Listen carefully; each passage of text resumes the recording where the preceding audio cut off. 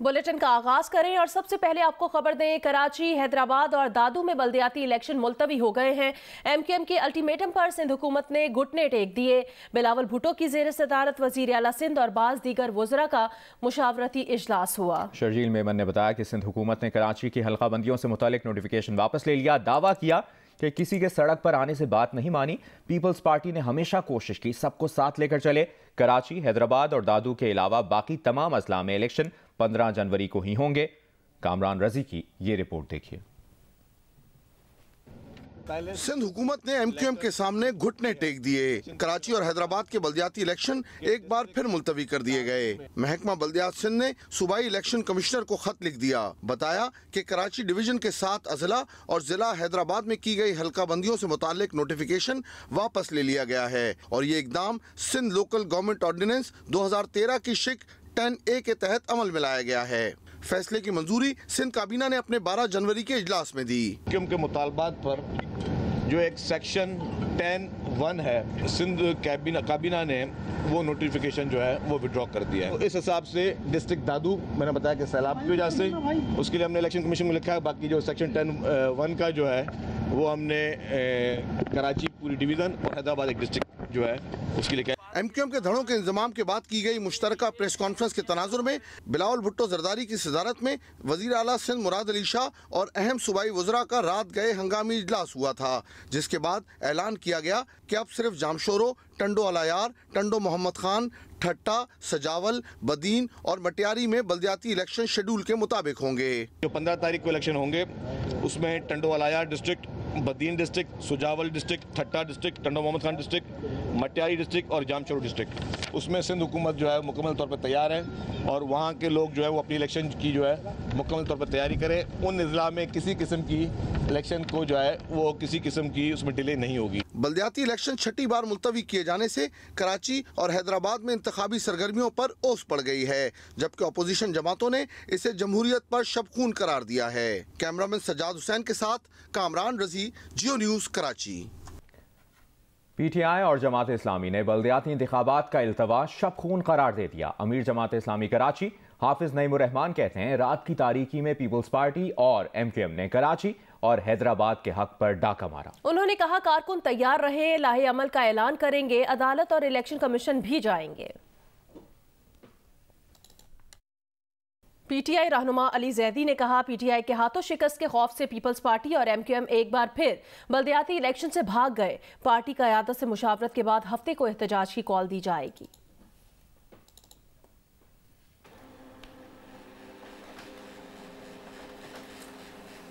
फारूक सत्तार की सरबराही में MQM वफ्द की वज़ीर आला सिंध से मुलाकात हुई। हल्काबंदियों का नोटिफिकेशन वापस लिए जाने पर इजहार तशक्कुर किया। मुलाकात से पहले खालिद मकबूल सिद्दीकी की ज़ेर सदारत MQM के इंज़माम शुदा धड़ों का इजलास हुआ। मुश्तरका प्रेस कॉन्फ्रेंस में मुस्तफ़ा कमाल और फारूक सत्तार ने MQM में जम होने का ऐलान किया। खालिद मकबूल सिद्दीकी की क़यादत पर सबका इजहार एतमाद। फारूक सत्तार ने कहा कि वफाकी और सूबाई हुकूमतों से भी निकल आना चाहिए। इस पर खालिद मकबूल सिद्दीकी ने उन्हें टोक कर कहा कि आप पॉलिसी स्टेटमेंट ना दें। मुस्तफ़ा कमाल ने कहा, कराची पर कब्जे की तैयारी हो रही है, कुछ लोग शरीफ क्या हुए, सारा शहर बदमाश हो गया। वज़ीर आला पंजाब चौधरी परवेज़ इलाही ने पंजाब असम्बली तोड़ने की असम्बली पर दस्तखत कर दिए। असम्बली तोड़ने की एडवाइस गवर्नर पंजाब को मौसूल हो गई। गवर्नर ने कहा कि असम्बली तोड़ना आसान फैसला नहीं होता, जो भी फैसला करूंगा भारी दिल से करूंगा। वज़ीर आला पंजाब की एडवाइस पर अमल दरामद करना नाखुशगवार लम्हा होगा। गवर्नर पंजाब वज़ीर आला पंजाब की एडवाइस पर आज फैसला करेंगे।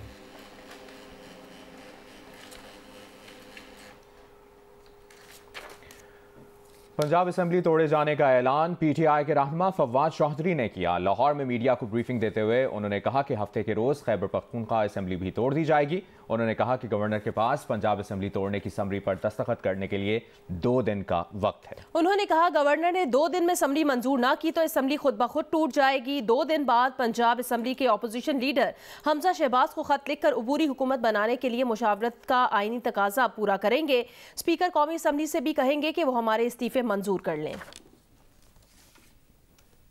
चौधरी परवेज़ इलाही साहब ने जो पंजाब असम्बली की तहलील की एडवाइस है उस पर दस्तखत कर दिए और पंजाब असम्बली को तहलील कर दिया गया है।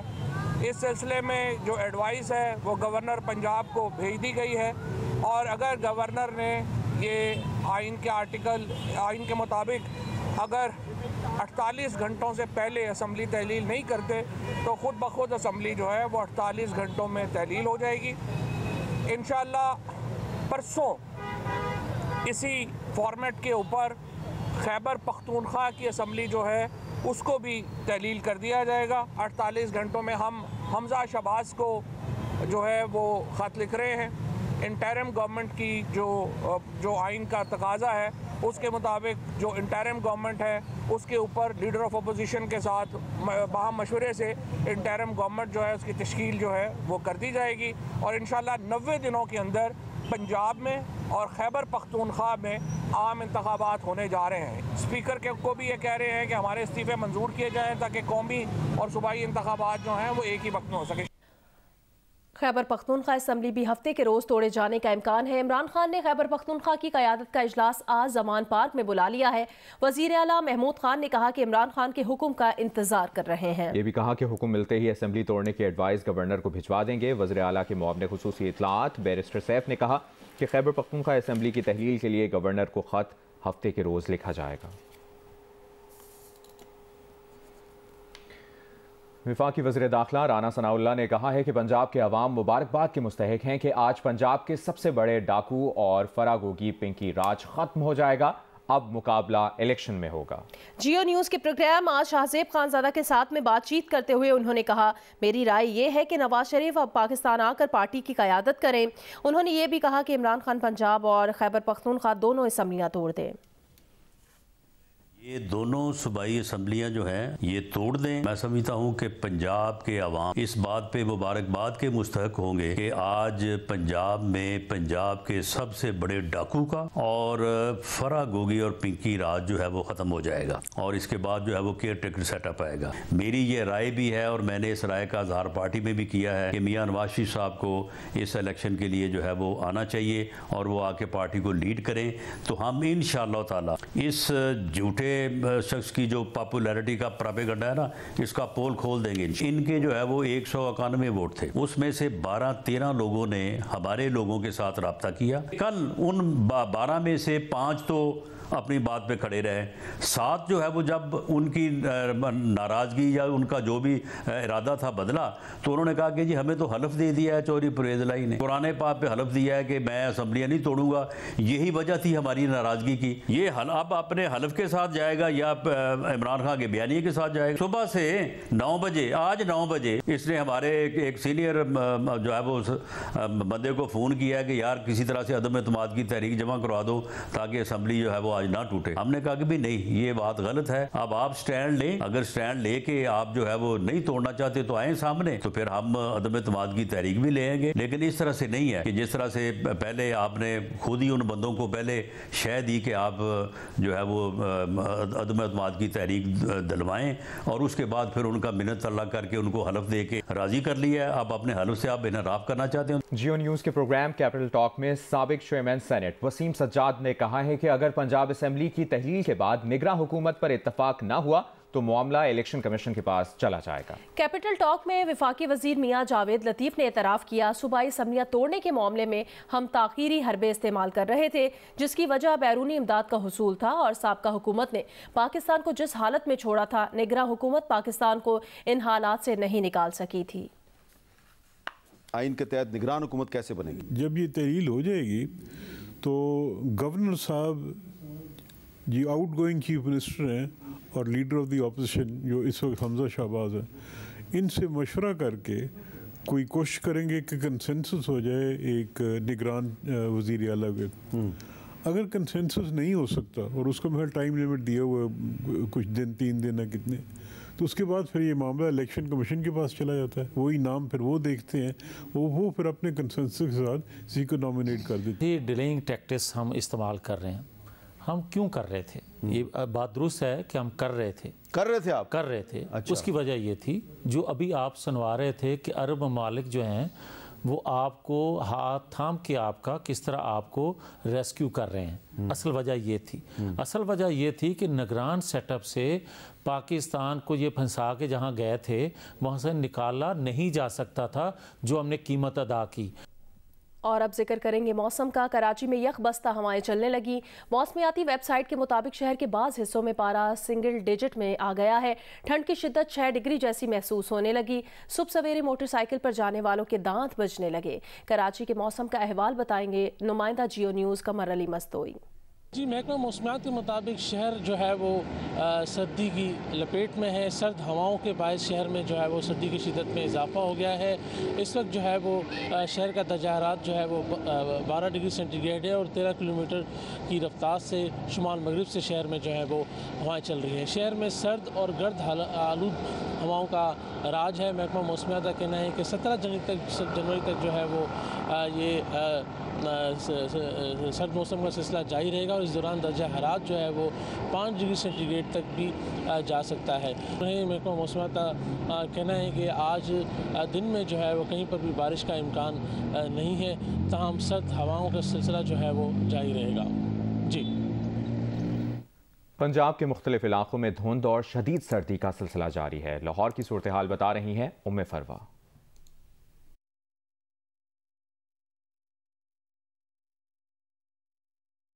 जी, लाहौर में इस वक्त मौसम जो है वो शदीद ख़राब है और इस वक्त देख भी सकते हैं कि शदीद धुंध जो है वो छाई हुई है और धुंध की वजह से सड़कों के ऊपर दिन के वक्त में जो है लाइटें ऑन हो चुकी हैं, चाहे रिक्शा है चाहे गाड़ी है। आप इस वक्त देख सकते हैं कि अकब में इतनी ज़्यादा धुंध है कि कुछ दिखाई नहीं दे रहा और लाइटें जो है वो ऑन हुई हुई हैं और यही वजह है कि सड़कों पे जो इस वक्त ट्रैफिक चल रही है वो इंतहाई सुस्त रवि का शिकार है। और गुज़श्ता रोज़ भी हल्की बारिश की प्रिडिक्शन की गई थी लेकिन बारिश तो नहीं हुई, लेकिन शदीद धुंध जो है वो इस वक्त उतर चुकी है और जिसकी वजह से मौसम जो है वो भी सर्द हुआ हुआ है। और जो महकमा मौसमियात है उनका कहना है कि आइंदा 24 घंटों के दौरान मज़ीद धुंध पड़ने का भी इम्कान है। आज़ाद कश्मीर के बुलंदोबाला पहाड़ों पर बर्फबारी का सिलसिला जारी है। बर्फ का नज़ारा करने के लिए सयाहों ने कश्मीर की खूबसूरत वादियों का रुख कर लिया है। तफसील बता रहे हैं आरिफ उर्फी। वादी कश्मीर जन्नत नज़ीर में हुस्न की देवी ने बर्फ की सफ़ेद चादर ओढ़ रखी है। वादियों का हुस्न आंखों को खीरा किए देता है। इन वादियों की हुस्न को देखने के लिए पाकिस्तान और आज़ाद कश्मीर के मुख्तलिफ इलाकों से सयाह जोख दर जोख इन इलाकों में आ रहे हैं। मेरे साथ चंद सयाह मौजूद हैं, इनसे बात करते हैं इनको ये वादियाँ कैसी लगती हैं। बात जो है वो जाहिर तो हम कर नहीं सकते, बस हमारे फेस से जाहिर हो रहा है। आप ऐसी कर लें, हमें बहुत खुशी हो रही है, बहुत ज़्यादा मज़ा आ रहा है। स्नो भी है और सर्दी भी बहुत है। पहले भी देखी है लेकिन इस बार ज़्यादा अच्छा लग रहा है। सो मेरी तो ये गुजारिश है कि जो जिसने भी आना है ऊपर तो अपने लिए कोई सेफ्टी के लिए सामान वगैरह लेके आए, सो मच बेटर है। मालम जब्बा में चौथे रोज भी बर्फबारी का सिलसिला जारी है। सयाह कहते हैं बर्फबारी के बावजूद उनको ठंड महसूस नहीं हो रही। तफसील बताएंगे महबूब अली। जी बिल्कुल, स्वात के सयाहती मकामात कालाम और मालम जब्बा में बर्फबारी का सिलसिला बदस्तूर जारी है और इस वक्त आप मेरे बैकग्राउंड में भी देख सकते हैं कि यहाँ पर जो बाहर सहन में जो कड़ी गाड़ियाँ हैं वो बर्फ से ढक गए हैं। बिल्कुल मेरे बैकग्राउंड में जितनी भी दरख्त है वो सारे बर्फ से ढक गए हैं। हर सू सफ़ेदी सफ़ेदी नज़र आ रही है और इंतहाई हसीन मनाजिर है। गो कि शदीद तरीन सर्दी है और इस वक्त दर्जा हरारत जो है वो नुक्ते जुमात से नीचे चला गया है। तकरीबन -4 -5 टेम्परेचर जो है वो चल रहा है, लेकिन इसके बावजूद भी लोग बर्फबारी का मजा लेने के लिए स्वात की हसीन मकामात उतरोड़, मटिलतान, कालाम और मालम जब्बा का रुख कर रहे हैं और हसीन मनाजिर के साथ साथ बर्फबारी से भी खूब लुत्फ उठा रहे हैं। मौका मौसमियात के मुताबिक बर्फबारी का ये सिलसिला आइंदा 24 घंटे तक यूं ही जारी रहेगा और ये भी तवक्को की जा रही है कि बर्फबारी को देखने के लिए न सिर्फ मकामी सयाह बल्कि मुल्क भर के सयाह जो है वो हसीन मकामात और सेहती मकामात का रुख करेंगे और बर्फबारी से खूब लुत्फअंदोज होंगे। पाकिस्तान और न्यूजीलैंड के दरमियान 3 वनडे मैचेस की सीरीज 1-1 से बराबर है। फैसला कुन मार्का आज होगा।